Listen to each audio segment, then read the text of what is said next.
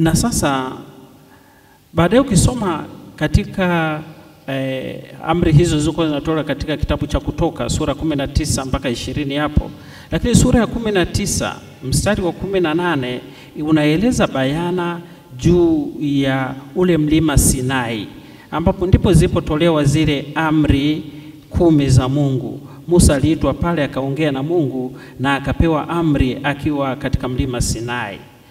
Nasema hivi kuwa hiyo mstari wa 18 nasema hivi kuwa mlima ulikuwa unafuka moshi, unatoa moshi, mlima Sinai.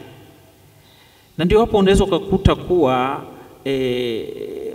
ukaunganisha na Pentekoste yetu tunaposema hivi kuwa kulikuwa kuna ndimi za moto.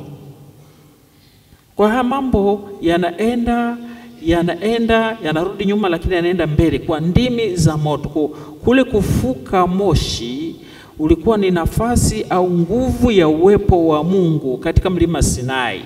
Na ndio maana baada ya kufuka kule kwa moshi kukatokea hizo mbao mbili ambazo yalikuwa ni maongozo ya Mungu.